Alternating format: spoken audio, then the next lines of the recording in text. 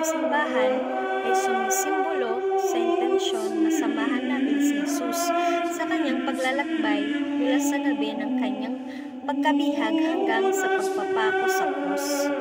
And bakit nga ba tayong mga Katoliko is bumibisita sa 7 simbahan tuwing Monday Thursday? Ang sagot dyan is, ang unang simbahan ay nagpapaalala sa atin ng paglalakbay ni Jesus mula sa Sinakol. Sinakol means, guys, is lugar siya sa Jerusalem, kung saan ipinagdiwang niya ang huling hapunan o Last Supper with his disciples, hanggang sa hardin ng Getsemani, kung saan siya nanalangin at nagbawis ng dugo. Ang ikalawang simbahan umaakay sa atin na maghilay-hilay sa daanan mula sa hardin ng Getsemani hanggang sa bahay ni Anas, ang punong pare, kung saan siya'y tinanong ng huli at tinanggap ng isang sampal sa muka. Katlong simbahan. Sa ikatlong stasyon, ang panalangin ay nakatuon sa paglalakbay ni Jesus sa bahay ni Cayapas, kung saan siya'y niluraan, ininsulto at nagbusa ng sakit sa buong gabi. Grabe no, grabe yung ginawa nila kay Jesus Christ. Ika-4 na simbahan.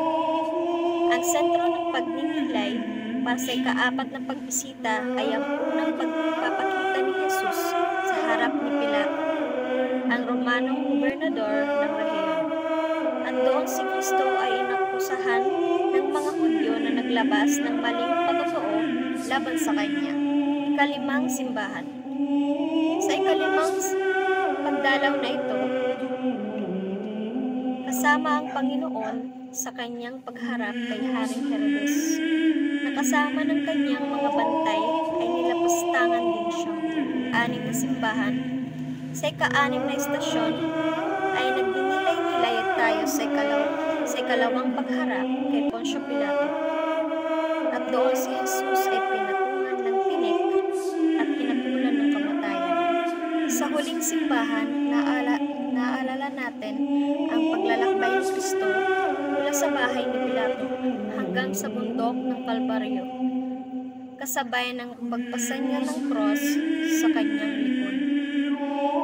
Inaalala din natin ang kanyang kamatayan at ang kanyang paglilibing sa libingan at kung saan siya muling babangon sa ikatlong